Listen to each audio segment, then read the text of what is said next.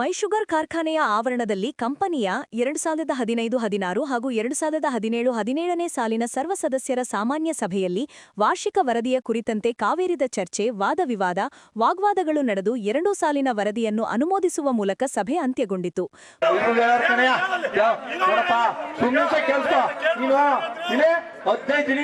ಸುತ್ತಿ ನಾವು ಪೇಪರ್ ಎಲ್ಲ ಅಡ್ವರ್ಟೈಸ್ ಮಾಡಿ ನಾವೇನ್ ಕಲೆಕ್ಟ್ ಮಾಡಿದೀವಿ 2000 ಪ್ರಿಂಟ್ ಮಾಡಿದೀವಿ, ಅದು ಹೋಯ್ತಾ ಇಲ್ಲ, ಜನ ಬರ್ತಾ ಇಲ್ಲ, ಯಾರು ಆಥರೈಸೇಷನ್ ಕೊಡ್ತಾ ಇಲ್ಲ. ನಾನು ಅನ್ಕಡೆ ನಾನು ಯಾರಿಗಾರು ಫೋಟೋನೇ ತೆಗೆದವ್ರೆ ಯಾರಪ್ಪ ಮಲೆನಾಯಕನ ಕಡೆ ಯಾರ್ರಿ ಮಲೆನಾಯಕನ ಕಡೆ ಯಾರು ಫ್ರೀ ಸ್ಟಾಫ್ ನಮ್ಮರು ಶಂಕರ ಹಂಚಿಲೇನಪ್ಪ ನೀನು. ಮೊದಲ ಹಂತದಲ್ಲಿ 2015-16ನೇ ಸಾಲಿನ ವರದಿಯನ್ನು ಅನುಮೋದಿಸಲಾಯಿತು. ಕೆಲವು ಸಮಯದ ನಂತರ ಮತ್ತೆ ಸಭೆ ಸೇರಿದ ಬಳಿಕ 2017-17ನೇ ವಾರ್ಷಿಕ ವರದಿಯ ಕುರಿತು ಷೇರುದಾರರು, ರೈತ ಸಂಘದ ಮುಖಂಡರು ಸೇರಿದಂತೆ ಹಲವು ರೈತರು, ಕಾರ್ಖಾನೆಯು ನಷ್ಟ ಅನುಭವಿಸಲು ಕಾರಣರಾದವರು ಯಾರು, ಅವರ ವಿರುದ್ಧ ಯಾವ ಕ್ರಮ ಕೈಗೊಂಡಿದ್ದೀರಿ ಮುಂತಾದ ಪ್ರಶ್ನೆಗಳ ಸುರಿಮಳೆಗೈದರು. ನ್ಯೂನತೆಗಳನ್ನ ನಾವು ಪ್ರಶ್ನೆ ಮಾಡಿದಾಗ ಅದಕ್ಕೆ ಸ್ಪಷ್ಟೀಕರಣ ಇಲ್ಲೇ ಕೊಡಬೇಕು, ಬೇರೆಲ್ಲೋ ಕೊಡಕ್ಕಾಗಲ್ಲ. ಖಂಡಿತವಾಗಿಯೂ ಈ ಒಂದು ಅವಧಿಯಲ್ಲೇ ಕೊಡಬೇಕು. ಯಾಕಂತ ಹೇಳಿದ್ರೆ ಇದು ರೆಡಿ ಆಗಿದೆ, ಇದೇನು ಬಾಕಿ ಉಳಿಸ್ಕೊಳ್ಳೋ ಪ್ರಶ್ನೆ ಇಲ್ಲ. ಇದ್ರಲ್ಲಿ ನ್ಯೂನತೆ ನೀವು ಗುರುತಿಸಿದೀರಾ, ಯಾಕೆ ನ್ಯೂನತೆ ಆಯ್ತು, ಯಾರು ಲೂಟಿ ಮಾಡಿದ್ರು, ಯಾರು ಭ್ರಷ್ಟಾಚಾರ ಮಾಡಿದ್ರು, ಯಾಕೆ ಉತ್ಪಾದನೆ ಮಾಡಕ್ಕಾಗ್ಲಿಲ್ಲ, ಯಾಕೆ ಮಾರಾಟ ಮಾಡಕ್ಕಾಗ್ಲಿಲ್ಲ, ಯಾಕೆ ಮೌಲ್ಯ ವೃದ್ಧಿ ಮಾಡಕ್ಕಾಗ್ಲಿಲ್ಲ, ಯಾಕೆ ಮೈಶುಗರನ್ನ ಲಾಭದಲ್ಲಿ ತಗೊಳಕ್ಕಾಗಿಲ್ಲ ಅನ್ನೋದನ್ನ ಸ್ಪಷ್ಟೀಕರಣ ಕೊಡ್ಬೇಕು. ಅದಕ್ಕೆ ಸ್ಪಷ್ಟ ಕಾರಣಗಳನ್ನ ಆಡಿಟರ್ ಕೊಡ್ಬೇಕು, ನೋಟ್ ಹಾಕ್ಬೇಕು. ಅವರು ಯಾಕೆ ಹಾಕಿಲ್ಲ ಮುಚ್ಕೊಂಡು ರಿಪೋರ್ಟ್ ಮಾಡಿದಾರ, ಯಾರು ದುಡ್ಡು ತಿಂದವರು, ಅವ್ರ ಫೋಟೋ, ಹೆಸರು, ಎಷ್ಟು ದುಡ್ಡು ತಿಂದ್ರು ಎಲ್ಲಾನು ಹಾಕಿ ರೈತರಿಗೆ ಕೊಡ್ಬೇಕಾಯ್ತು. ನೀವು ಕೊಡ್ದಾನೆ ವಂಚನೆ ಮಾಡಿದಿರಿ, ಅಲ್ಲಿಗರ್ಥ ನೀವು ವಂಚನೆ ಮಾಡ್ತಾ ಇದೀರಿ ಅಂತ. ಅವ್ರ ಹೆಸರು ಯಾಕೆ ಪ್ರಸ್ತಾಪ ಮಾಡಲ್ಲ? 10 ಏನಷ್ಟೇ ತಂದ್ಬಿಟ್ಟಿದಾರ, ಕೊಟ್ಟಿಂದೇನ ಹೆಸರು ಹಾಕ್ಬಾರ್ದು ಅಂತ. ತಿಂದೋನು ಚೆನ್ನಾಗಿರ್ಬೇಕು, ರಕ್ತ ಸುರ್ತನೋ ಬೆವ್ರು ಸುಸ್ತನೋ ನಿಮ್ ಮುಂದ್ಬಿಟ್ಟೆ ಕೈ ಚಾಚ್ಕಂದಿ ಬಾಯಿಗೆ ಅವರು ಬಟ್ಟೆ ತುರಿಕೊಂಡು ಕೂತಿರ್ಬೇಕು. ಅದ ವ್ಯವಸ್ಥೆ, ಇದ ವ್ಯವಸ್ಥೆ. ರೈತನ ಮಕ್ಳು ಸಾಯಿಸ್ತಾ ಇದೀರಿ ನೀವು. ಎಷ್ಟ್ ಜನ ರೈತರು ಸತ್ರು ಎಲ್ಲರೂ ಹಾಕಿದಿರಾ? ನಿಮ್ ಸೇರ್ದಾರು ಎಷ್ಟ್ ಜನ ಸತ್ತಿದ್ದಾರೆ ಎಲ್ಲರೂ ಹಾಕಿದಿರಾ? ಒಂದ್ ಹೆಸರು ಹಾಕಿಲ್ಲ ಈ ವರ್ಷದಲ್ಲಿ. ಈ ವರ್ಷ ಯಾವ ವರ್ಷದ ಮಾಡ್ತಾ ಇದೀರಿ, ಆ ವರ್ಷದಲ್ಲಿ ಎಷ್ಟ್ ಜನ ಸೇರ್ದಾರು ಸತ್ರು, ಎಷ್ಟ್ ಜನ ಸೇರ್ದಾರು ಬೀದಿಗೆ ಬಂದ್ರು, ಏನಾರು ಹಾಕಿದಿರಾ? ಹಾಕ್ಬೇಕು ಅನ್ನೋದು ಮನಸ್ಥಿತಿ ಇಲ್ವಾ ನಿಮ್ಗೆ? ಸಭೆ ನಡೆಯುವಾಗ 14,000 ಸೇರ್ದಾರ ಅವ್ರೆ. ನಾನು ಕಂಪ್ನಿ ಸೆಕ್ರೆಟರಿ ಕೇಳ್ತಾ ಇರೋದು, ಎಷ್ಟು ಪರ್ಸೆಂಟೇಜ್ ಇದ್ರೆ ಇದು ಊರ್ಜಿತ ಆಗ್ತದೆ? ಅಧ್ಯಕ್ಷ ನೀವು ಕೊಡ್ಬೇಡ್ರಿ, ನೀವು ಕೊಡ್ಬೇಡಿ, ಕೊಡ್ರಿ ಸೆಕ್ರೆಟರಿ, ಕೊಡಿ ಅವ್ರಿಗೆ. ಈಗ ಇಲ್ಲೇ ಕಬ್ಬನ್ ಗಾಣದಲ್ಲಿ ಮಾಡ್ತೀವಲ್ಲ, ಅಷ್ಟು ಜನ ಇದೀವಿ, ಫ್ಯಾಕ್ಟ್ರಿ ತರ ಇಲ್ಲ. ಹ್ಯಾಡ್ ಮಾಡಿದ್ರಲ್ಲ, ಅವ್ರ ಅಭಿಮಾನದಿಂದ ಬಂದ್ರು, ನಾವು ಪ್ರಶ್ನೆ ಕೇಳಿದ್ರಲ್ಲ ಅಭಿಮಾನದಿಂದ ಅಲ್ಲಿ ನಿಲ್ಸಿದ್ರು. ಎಲ್ಲಾರು ಬಿಡ್ಬೋದಲ್ಲ ಸಾಮಾನ್ಯ ಸಭೆಗೆ? ಕೇಳ್ರಪ್ಪ, ನಿಮ್ದು ಫ್ಯಾಕ್ಟ್ರಿ ನಮ್ದು, ಸೇವೆ ಮಾಡಕ್ಕೆ ಬಿಟ್ಟಿರೋದು, ಹೇಳಿ ಸರ್ ಎಷ್ಟು ಪರ್ಸೆಂಟೇಜ್ ಇದ್ರೆ ಇದು ಊರ್ಜಿತ ಆಯ್ತದೆ ಅಥವಾ? ತುಂಬಾ ಗಂಭೀರವಾದ ವಿಚಾರ. ಮೈಸೂರು ಸಕ್ಕರೆ ಕಂಪ್ನಿನಲ್ಲಿ ನಾವು ಯಾವ್ದಾರ ಬ್ಯಾಂಕ್ಗೆ ರೈತರು ದುಡ್ಡು ಕೊಡಬೇಕು, ಒಂಚೂರು ಸಾಲ ಕೊಡಿ ಅಂತ ಹೋದ, ಇಲ್ಲ ಎಲ್ಲ ಕೊಡೋಕ್ಕಾಗಲ್ಲ ನಿಮಗೆ. ಯಾಕ್ರಿ ಕೊಡೋಕ್ಕಾಗಲ್ಲ? ಹೋದ ಸಲ 75 ಕೋಟಿ, ಈ ಸಲ 35 ಕೋಟಿ ಟ್ರಾನ್ಸಾಕ್ಷನ್ ಮಾಡಿ 150 ಕೋಟಿಯ ಒಂದು 2-3 ಕೋಟಿ ಕೊಡೋಕೆ ಏನು ಕಷ್ಟ ನಿಮಗೆ? ನಾವೇನು ಕೇಳ್ತಾ ಇದ್ದಾವ? ಕೊಡಲ್ವಾ ಅಂತ ಒಂದೇ ಮಾತು ಹೇಳಿದ್ರು, ನಿಮ್ಮ ಮೈಸೂರು ಸಕ್ಕರೆ ಕಂಪ್ನಿ IT ಫೈಲ್ ಆಗಿಲ್ಲ, ನೀವು ಎಲ್ಲಿ ಗಂಟ ಇನ್ಕಮ್ ಟ್ಯಾಕ್ಸ್ ಫೈಲ್ ಮಾಡಲ್ವಾ, ನೀವು ಎಷ್ಟು ಕೋಟಿ ಟರ್ನ್ ಓವರ್ ಮಾಡಿದ್ರು ನಿಮಗೆ ಕೊಡೋಕೆ ಬರಲ್ಲ. ಅದಾದ ನಂತರ ಒಬ್ಬರಿದ್ರು, ಇನ್ನೂ ಒಬ್ಬರನ್ನ ಆಡಿಟ್ರ್ ಮಾಡಿ, ಪಾಪ ನಮ್ಮ ಅಕೌಂಟ್ ಸೆಕ್ಷನ್ ಅವರು ಡೇ ಆ್ಯಂಡ್ ನೈಟ್ ಕೆಲಸ ಮಾಡೋರು, 8 ದಿನ ಹಗಲೂ ರಾತ್ರಿ ಕೆಲಸ ಮಾಡಿ ಇವತ್ತು 17-18 ಜನರಲ್ ಬಾಡಿ ಅಪ್ರೂವ್ ಮಾಡೋಕ್ಕೆ ಇನ್ನೊಂದು ತಿಂಗಳು ಅಥವಾ 1.5 ತಿಂಗಳು ಕರೀತಾ ಇದ್ವಿ.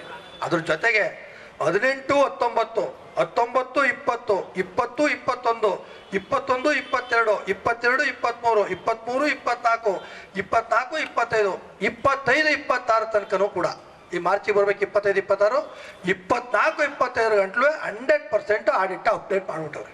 ಡೇ ಆ್ಯಂಡ್ ನೈಟ್ ರಾಜ್ಯದ ದಿನನೂ ಕೆಲಸ ಮಾಡೋರೆ ನಮ್ಮ ಆಡಿಟ್ ಸೆಕ್ಷನ್ ಅವರು.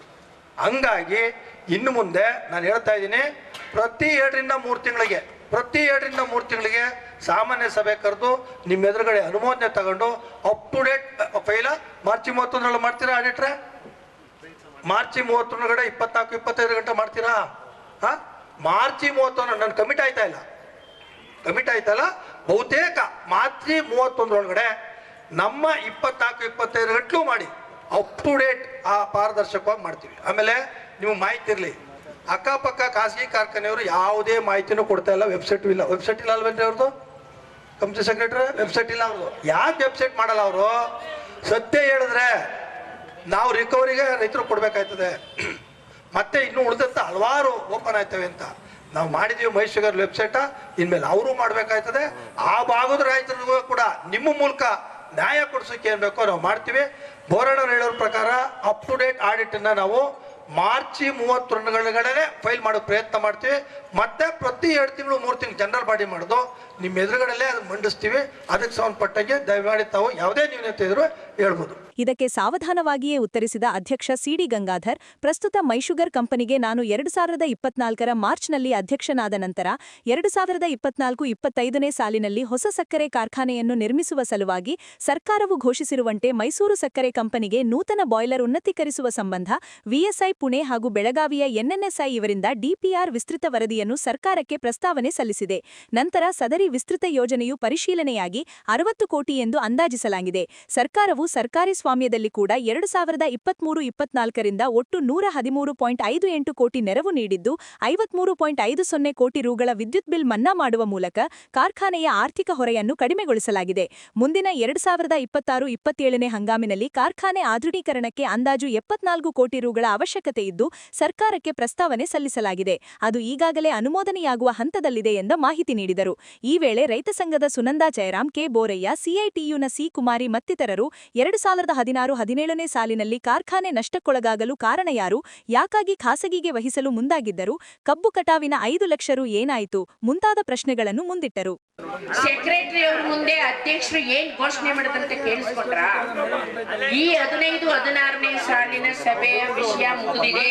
ಮತ್ತೆ 12 ಗಂಟೆಗೆ 16-17ನೇ ಸಾಲದ್ದು ಅಂದ್ರು. ಮೊದಲು ಸಭೆಯಲ್ಲಿ ಹೊರಗಡೆ ಇರೋರು ಒಳಗೆ ಬರ್ಬೇಕಾ? ಎರಡನೇದು 15-16ನೇ ಸಾಲಿಂದು ಮುಗಿದಿಲ್ಲ. ಯಾಕೆಂದ್ರೆ ನಾವು ಇಲ್ಲಿ ಹೆಚ್ಚು ಕಡಿಮೆ 15-16ನೇ ಸಾಲಿನಲ್ಲಿರುವ ಲೋಪಗಳನ್ನ ಒಂದು 20 ಅಂಶ ತಂದಿದ್ದೀವಿ. ಅಧ್ಯಕ್ಷರು ಹಿಂದೆ ನಾನು ಇರ್ಲಿಲ್ಲ, ನಾನು ಇವಾಗ 4 ವರ್ಷದಿಂದ ಈಚೆ ಮತ್ತೆ ಫ್ಯಾಕ್ಟ್ರಿ ಶುರುವಾಗಿದೆ, 2 ವರ್ಷದಿಂದ ನಾನಿದ್ದೀನಿ ಅಂದ್ರೆ ಹಿಂದೆ ಮುಖ್ಯಮಂತ್ರಿ 10 ವರ್ಷದಲ್ಲಿ 20 ವರ್ಷದಲ್ಲಿ ಯಾರಿದ್ರು ಅದಕ್ಕೆಲ್ಲ ಹೊಣೆ ಇವಾಗಿನ ಮುಖ್ಯಮಂತ್ರಿ. ಹಿಂದೆ ಅಧಿಕಾರಿ ಯಾರಿದ್ರೋ ಅದ್ರ ಹಣೆ ಬರನ ಈ MDನೇ ಬರ್ಬೇಕು. ಇದು ಯಾರು ನಾವೇನ್ ಕಿವಿಗೂ ಮುಡ್ಕೊಂಡಿಲ್ಲ. ಈ ಉತ್ತರಗಳವಲ್ಲ, ಇದು ಪೂರ್ಣ ಆಗದೆ 15-16ನೇ ಸಾಲಿಂದು ಮುಗುದಿಲ್ಲ ಸಭೆ. ಪ್ರಾರಂಭ ಮಾಡಿ ಮೇಡಮ್. ಇಲ್ಲ, ಅದು ಮುಗುದಿಲ್ಲ ಅಂದ್ರೆ ಹೊಡಿರಿ ಚಪ್ಪಾಳೆ. ಸಭೆಯಲ್ಲಿ ವ್ಯವಸ್ಥಾಪಕ ನಿರ್ದೇಶಕ ಮಂಗಲ್ದಾಸ್, ಕಾಯವರ್ಷಿ ಪ್ರಸನ್ನಬೇಡಿ ಸೇರಿದಂತೆ ಕಾರ್ಖಾನೆಯ ಅಧಿಕಾರಿಗಳು ಇದ್ದರು.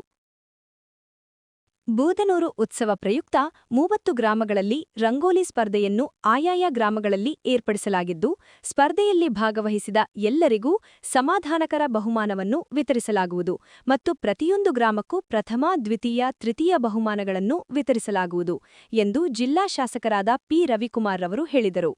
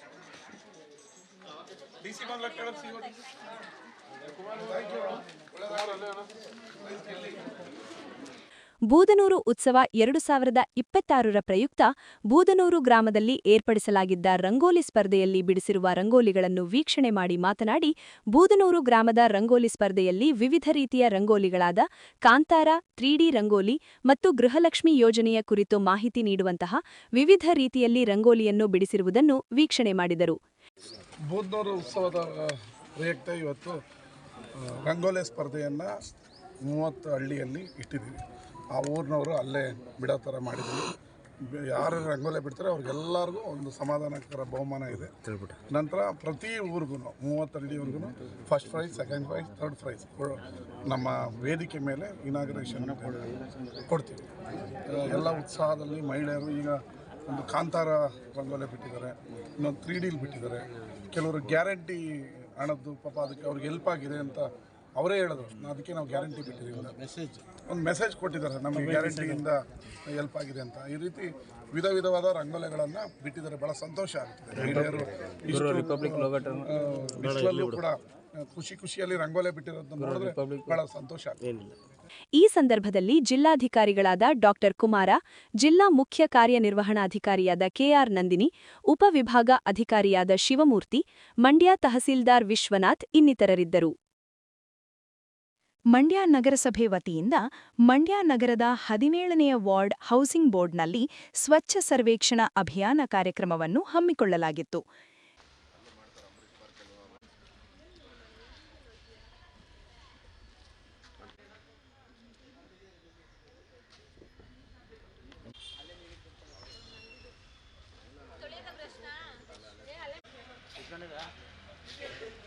ಸಂಜೆ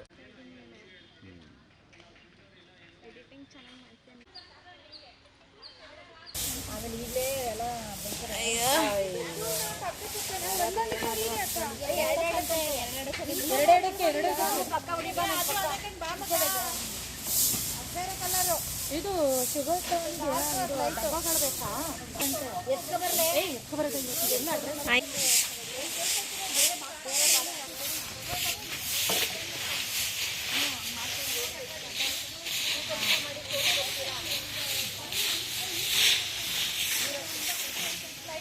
ನಗರಸಭಾ ಆಯುಕ್ತರಾದ ಪಂಪಶ್ರೀ ಮಾತನಾಡಿ, ಸ್ವಚ್ಛ ಸರ್ವೇಕ್ಷಣಾ ಅಭಿಯಾನ ಒಂದು ದಿನಕ್ಕೆ ಸೀಮಿತವಾಗದೆ ಪ್ರತಿನಿತ್ಯ ಪ್ರತಿಯೊಬ್ಬ ನಾಗರಿಕನೂ ಕೂಡ ಪರಿಸರವನ್ನು ಸ್ವಚ್ಛತೆಯಿಂದ ನೋಡಿಕೊಳ್ಳುವುದು ಸಾಮಾಜಿಕ ಜವಾಬ್ದಾರಿ ಎಂದು ಹೇಳಿದರು. ಈ ಒಂದು ದಿನ ವಾರ್ಡ್ ನಂಬರ್ 17ರಲ್ಲಿ ಪಾರ್ಕ್ನಲ್ಲಿ ಸ್ವಚ್ಛತಾ ಸರ್ವೇಕ್ಷಣಾ ಕಾರ್ಯವನ್ನು ಆರಂಭ ಮಾಡಿದ್ದೀವಿ. ಅದರಲ್ಲಿ ಮಂಡ್ಯ ನಗರದಾದ್ಯಂತ 2025-26ನೇ ಸಾಲಿನ ಸ್ವಚ್ಛತಾ ಸರ್ವೇಕ್ಷಣೆಗೆ ಸಂಬಂಧಪಟ್ಟಂತೆ ಎಲ್ಲ ವಾರ್ಡ್ಗಳಲ್ಲಿ, ಪಾರ್ಕ್ಗಳಲ್ಲಿ, ಕಲ್ಯಾಣಿಗಳಲ್ಲಿ, ಕಾಲೇಜುಗಳಲ್ಲಿ, ಶಾಲೆಗಳಲ್ಲಿ ಸ್ವಚ್ಛತಾ ಅಭಿಯಾನವನ್ನು ಕೈಗೊಂಡಿದ್ದೇವೆ. ಆ ನಿಟ್ಟಿನಲ್ಲಿ ಇವತ್ತು ವಾರ್ಡ್ ನಂಬರ್ 17ರ ಈ ಒಂದು ಪಾರ್ಕನ್ನು ಆಯ್ಕೆ ಮಾಡ್ಕೊಂಡಿದ್ದೇವೆ. ಇಲ್ಲಿ ಫಸ್ಟಿಗೆ ತುಂಬಾ ಕಸ ಇತ್ತು, ಇದನ್ನೆಲ್ಲ ಕ್ಲೀನ್ ಮಾಡಿಸಿ, ಜೊತೆಗೆ ರಂಗೋಲಿ ಹಾಕೋದ್ರ ಮುಖಾಂತರ, ಹಾಗೆಯೇ ಡ್ರಾಯಿಂಗ್ ಮಾಡಿ, ಪೇಂಟ್ ಮಾಡಿ, ಅಲ್ಲಿಗೆ ಸ್ವಚ್ಛತಾ ಅಭಿಯಾನ ಅಂತ ಒಂದು ಅಕ್ಷರದಲ್ಲಿ ಮೂಡಿಸೋ ಮುಖಾಂತರ ಒಂದು ಕಾರ್ಯಕ್ರಮನ ಹಮ್ಮಿಕೊಂಡಿದ್ದೀವಿ. ಈ ಕಾರ್ಯಕ್ರಮದಲ್ಲಿ ಎಲ್ಲರೂ ನಮ್ಮ ಅಧಿಕಾರಿ ಸಿಬ್ಬಂದಿಗಳು ಮತ್ತು ಸಾರ್ವಜನಿಕರು ಕೂಡ ಭಾಗವಹಿಸಿದ್ದಾರೆ. ಈ ಒಂದು ನಿಟ್ಟಿನಲ್ಲಿ ಎಲ್ಲ ಕಡೆ ಸ್ವಚ್ಛತೆಯನ್ನು ಕೈಗೊಳ್ತಾ ಇರೋದ್ರಿಂದ ಇದಕ್ಕೆ ಒಂದು ಸಾರ್ವಜನಿಕರು ಕೂಡ ಸಹಕಾರ ನೀಡಬೇಕು. ಹಾಗೆಯೇ ನಾವು ಸ್ವಚ್ಛತೆ ಮಾಡಿ ಬಿಟ್ಟೋದ ತಕ್ಷಣ ಸಾರ್ವಜನಿಕರು ಅಲ್ಲಿ ಕಸ ಹಾಕಿ ಅದನ್ನು ಹಾಳುಗೆಡುವಂಥ ಕೆಲಸ ಮಾಡಬಾರ್ದು ಅಂತ ಎಲ್ಲದರಲ್ಲೂ ಕೇಳ್ಕೊತಾ ಇದ್ದೀವಿ. ನೀವು ಕೈ ಜೋಡಿಸಿದ್ರೆ ಮಾತ್ರ ನಾವು ಒಂದು ಊರನ್ನು ಸ್ವಚ್ಛವಾಗಿಡಕ್ಕೆ ಸಾಧ್ಯ. ಸ್ವಚ್ಛ ಮಂಡ್ಯ ಮಾಡೋಕ್ಕೆ ಎಲ್ಲರೂ ಸಹಕರಿಸಬೇಕು ಅಂತ ಕೇಳ್ಕೊತಾ ಇದ್ದೀನಿ. ಮೂಡಾ ಅಧ್ಯಕ್ಷರಾದ ಬಿಪಿ ಪ್ರಕಾಶ್ ಮಾತನಾಡಿ, ಸ್ವಚ್ಛತೆಯ ಬಗ್ಗೆ ಎಲ್ಲಾ ಅಧಿಕಾರಿಗಳು ಸಕ್ರಿಯವಾಗಿ ಸ್ವಚ್ಛತೆಯ ಅರಿವು ಮೂಡಿಸುವ ಸಲುವಾಗಿ ಚಿತ್ರಗಳನ್ನು ಬರೆದು ಅರಿವು ಮೂಡಿಸಿದ್ದಾರೆ. ಮನಸ್ಸು ಶುದ್ಧವಾಗಿದ್ದರೆ ಮಾತ್ರ ಸಮಾಜವನ್ನು ಶುದ್ಧವಾಗಿಸಲು ಸಾಧ್ಯ. ಕಸವನ್ನು ರಸ್ತೆಯ ಬದಿ ಹಾಕಬಾರದು, ಮನೆಗಳಲ್ಲಿ ಹಸಿ ಕಸ, ಒಣ ಕಸವನ್ನು ವಿಂಗಡಿಸಬೇಕು ಮತ್ತು ಬಹಳ ಮುಖ್ಯವಾಗಿ ಪ್ಲಾಸ್ಟಿಕ್ ಅನ್ನು ಬಳಸಬಾರದು. ಮನೆಯ ಮುಂಭಾಗದಲ್ಲಿ ಗಿಡಮರಗಳನ್ನು ಬಳಸಬೇಕು ಎಂದು ಹೇಳಿದರು. ಮಂಡ್ಯ ನಗರಸಭೆ ವತಿಯಿಂದ ನಮ್ಮ ಇಡೀ ಮಂಡ್ಯ ನಗರದ 35 ವಾರ್ಡ್ಗಳಲ್ಲೂ ಕೂಡ ಸ್ವಚ್ಛತಾ ಅಭಿಯಾನ ಕಾರ್ಯಕ್ರಮವನ್ನು ನಮ್ಮ ಮಂಡ್ಯ ನಗರಸಭೆ ಹಮ್ಮಿಕೊಂಡಿದೆ. ನಮ್ಮ ನಗರಸಭಾ ಆಯುಕ್ತರಾದಂಥ ಪಂಪಾಶ್ರೀ ಮೇಡಮ್ ಅವರ ಆದಿಯಾಗಿ ನಮ್ಮ ಇಡೀ ನಗರಸಭೆ ಎಲ್ಲ ಸಿಬ್ಬಂದಿ ವರ್ಗದವರು ಕೂಡ ಬೆಳಗ್ಗೆ 6 ಗಂಟೆಯಿಂದ ಸಂಜೆವರೆಗೂ ಕೂಡ ಇಡೀ ಮಂಡ್ಯ ನಗರದ 35 ವಾರ್ಡ್ಗಳಲ್ಲೂ ಕೂಡ ಈ ಒಂದು ಕಾರ್ಯಕ್ರಮವನ್ನು ಹಮ್ಮಿಕೊಂಡಿದ್ದಾರೆ. ಮೊದಲನೇದಾಗಿ ಮಂಡ್ಯ ನಗರದ 17ನೇ ವಾರ್ಡ್ನಲ್ಲಿ ಕಾರ್ಯಕ್ರಮವನ್ನು ಶುರು ಮಾಡಿದ್ದು, ಮಂಡ್ಯ ನಗರವನ್ನು ಸ್ವಚ್ಛ ನಗರ ಹಾಗೂ ನಿರ್ಮಲ ನಗರವನ್ನಾಗಿ ಮಾಡಬೇಕನ್ನುವಂತಹ ಹಂಬಲವನ್ನು ನಮ್ಮ ಮಂಡ್ಯ ನಗರಸಭೆ ಹೊಂದಿದೆ. ನಮ್ಮ ಮಂಡ್ಯ ನಗರದ ಜನಪ್ರಿಯ ಶಾಸಕರಾದಂಥ ರವಿಯಣ್ಣವರ ಆಶಯದಂತೆ ಮಂಡ್ಯ ನಗರವನ್ನು ಸುಂದರ ನಗರವನ್ನಾಗಿ ಮಾಡಬೇಕನ್ನುವಂತಹ ಪರಿಕಲ್ಪನೆಯೊಂದಿಗೆ ಈ ಕಾರ್ಯಕ್ರಮವನ್ನು ಹಮ್ಮಿಕೊಂಡಿದ್ದು, ಈ ಕಾರ್ಯಕ್ರಮಕ್ಕೆ ನಮ್ಮ ಮಂಡ್ಯ ನಗರದ ಎಲ್ಲ ಸಾರ್ವಜನಿಕರು ಕೂಡ ಕೈಜೋಡಿಸಬೇಕು ಅಂತೇಳಿ ತಮ್ಮಲ್ಲಿ ಕೇಳ್ಬೋದು. ಕಾರ್ಯಕ್ರಮದಲ್ಲಿ ಎಇಇ ರುದ್ರೇಗೌಡ, ಆರೋಗ್ಯ ನಿರೀಕ್ಷಕರುಗಳಾದ ಮನು, ಅಶ್ವಥ್, ಮಂಜೇಶ್ ಸೇರಿದಂತೆ ನಗರಸಭೆ ಸಿಬ್ಬಂದಿ ವರ್ಗದವರು ಇದ್ದರು. ಬೈರನ್, ಚಾಮನಹಳ್ಳಿ ಹಾಗೂ ವೈದ್ಯನಾಥಪುರ ನಾಲೆಗಳ ಕಾಮಗಾರಿಗಳು ಪೂರ್ತಿಗೊಳ್ಳಲು ಸಹಕರಿಸಬೇಕೆಂದು ಶಾಸಕ ಕೆಎಂ ಉದಯ್ ಮನವಿ ಮಾಡಿದರು.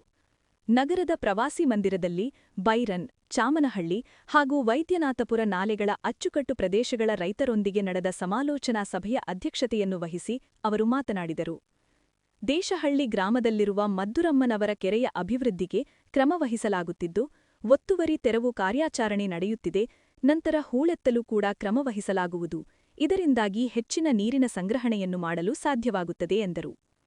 ಕೆಮ್ಮಣ್ಣು ನಾಲಾ ಆಧುನೀಕರಣ ಕೆಲಸವು ಉತ್ತಮವಾಗಿ ನಡೆಯುತ್ತಿರುವುದು ನಿಮಗೆಲ್ಲ ತಿಳಿದಿದ್ದು, ಬೈರನ್, ಚಾಮನಹಳ್ಳಿ ಹಾಗೂ ವೈದ್ಯನಾಥಪುರ ನಾಲೆಗಳ ರೈತರು ಸ್ವಲ್ಪ ತಿಂಗಳು ಸಹಕರಿಸಿದರೆ ಕೆಲಸಗಳು ಆಗುತ್ತವೆ. ಇದರಿಂದಾಗಿ ಕೆಲವರು ರೈತರಿಗೆ ತೊಂದರೆಯಾಗಬಹುದು, ಆದರೆ ಶಾಶ್ವತವಾದ ಅಭಿವೃದ್ಧಿ ಕೆಲಸಗಳು ಆಗುತ್ತವೆ ಎಂದ ಅವರು, ಮುಂದಿನ 75ರಿಂದ 100 ವರ್ಷಗಳವರೆಗೆ ಸಮೃದ್ಧಿಯ ಬೆಳೆಗಳನ್ನು ಬೆಳೆಯಲು ಅನುಕೂಲವಾಗಲಿದೆ ಎಂಬುದನ್ನು ಅರಿಯಬೇಕು ಎಂದರು. ಕೆರೆಯಲ್ಲಿ ಉಳಿಸಬೇಕು. ಮತ್ತೆ ಕೆರೆಯಲ್ಲಿರುವಂತಹ ಆ ತೋಪುಗಳ ವ್ಯವಸ್ಥೆಗಳು ಸರಿ ಇಲ್ಲ, ಹಾಳಾಗಿವೆ, ಸುಮಾರು ವರ್ಷದ ಹಳೆಯವು. ಹಾಗಾಗಿ ಇವನು ಕರೆದಿರೋ ಉದ್ದೇಶ ಏನಂದ್ರೆ, ಈಗ ನಮಗೆ ಕೆಲಸ ಕಂಪ್ಲೀಟ್ ಆಗಿ ಸುಲಲಿತವಾಗಿ ಕೆಲಸ ಮುಗಿಬೇಕು. ಮತ್ತೆ ಇನ್ನ ನೀವು ಬದುಕಿರೋವರೆಗೂ ನೀರಿನ ಸಮಸ್ಯೆ ಬರಬಾರ್ದು, ನೀರಿಗೆ ತೊಡಕಾಗಬಾರ್ದು ರೈತರಿಗೆ.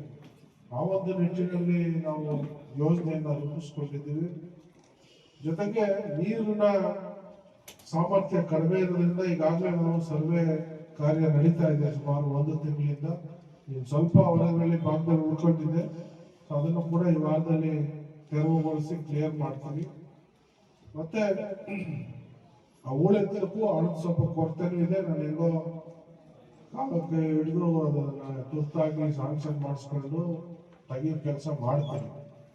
ನಿಮ್ಮನ್ನೆಲ್ಲ ಕರೆದಿರೋ ಉದ್ದೇಶ ಏನಂದ್ರೆ, ಈ ಬೇಸಿಗೆಯಲ್ಲಿ ಆ ಬೆಳೆನ ಅವಾಯ್ಡ್ ಮಾಡಿದ್ರೆ ನಮಗೆ ಮಳೆಗಾಲದಷ್ಟರಲ್ಲಿ ಎಲ್ಲ ಸಂಪೂರ್ಣ ಕೆಲಸ ಮುಗಿಸಿ ಮುಂದೆ ಯಾವತ್ತೂ ನೀರಿಗೆ ಸಮಸ್ಯೆ ಆಗದಂಗೆ, ಅಡೆತಡೆ ಆಗದಂಗೆ ನಿಮ್ಗೆಲ್ಲ ಅನುಕೂಲ ಮಾಡಬೇಕು ಅನ್ನೋ ಉದ್ದೇಶ ಇದೆ. ಅದಕ್ಕೆ ನಿಮ್ನೆಲ್ಲ ಕರೆದು ಒಂದ್ಸಲಿ ಮಾತಾಡಿ ಮತ್ತೆ ಕೆಲಸ ಪ್ರಾರಂಭ ಮಾಡುವಂತ ನಾವು ಡೇಟ್ನ ನಿಗದಿ ಮಾಡಲಿಲ್ಲ. ಯಾಕಂದ್ರೆ ನೀವು ಏಕಾಏಕಿ ನಿಲ್ಲಿಸ್ಬಿಟ್ರು, ನಮಗ್ ಗೊತ್ತಿಲ್ಲ, ಹಾಗೆ ಹೀಗೆ ಅಲ್ಲಿ ಇಲ್ಲಿ ಟೀ ಅಂಗಡಿಯಲ್ಲಿ ಇನ್ನೊಂದ್ ಕಡೆ ಮಾತಾಡೋದು ಬೇಡ. ನಿಮ್ ಸಮ್ಮುಖದಲ್ಲೇ ಹೇಳ್ತಾ ಇದ್ದೀವಿ, ಈ ತರ ವಿಚಾರಗಳನ್ನ ಇಟ್ಟಿದ್ದೀವಿ. ಇದ್ರ ಮೇಲೆ ಏನಾದ್ರು ನೀವು ಹೇಳೋದಿದ್ರೆ ಒಬ್ಬೊಬ್ಬನೇ ತಿಳ್ಕೊಂಡು ಹೇಳಿ, ಏನಾದ್ರು ಇದ್ರೆ ನೀವು ಸಲಹೆಗಳಿದ್ರೆ ಕೊಡಿ. ಸಭೆಯಲ್ಲಿ ಜಿಲ್ಲಾ ಕಿಸಾನ್ ಕಾಂಗ್ರೆಸ್ನ ಅಧ್ಯಕ್ಷ ದೇಶಹಳ್ಳಿ ಮೋಹನ್ ಕುಮಾರ್, ತಾಲೂಕು ಬ್ಲಾಕ್ ಕಾಂಗ್ರೆಸ್ ಅಧ್ಯಕ್ಷ ಹಾಗೂ ಡಿಸಿಸಿ ಬ್ಯಾಂಕ್ನ ಉಪಾಧ್ಯಕ್ಷ ಚಲುವರಾಜು, ತಾಲೂಕು ಬ್ಲಾಕ್ ಕಾಂಗ್ರೆಸ್ನ ಮಹಿಳಾಧ್ಯಕ್ಷೆ ಮಮತಾ ಶಂಕರೇಗೌಡ ಸೇರಿದಂತೆ ಇನ್ನಿತರ ಮುಖಂಡರು, ನೀರಾವರಿ ಇಲಾಖೆಯ ಅಧಿಕಾರಿಗಳಾದ ನಂಜುಂಡೇಗೌಡ, ನಾಗರಾಜು ಹಾಗೂ ಅಚ್ಚುಕಟ್ಟು ಪ್ರದೇಶಗಳ ರೈತರು ಉಪಸ್ಥಿತರಿದ್ದರು.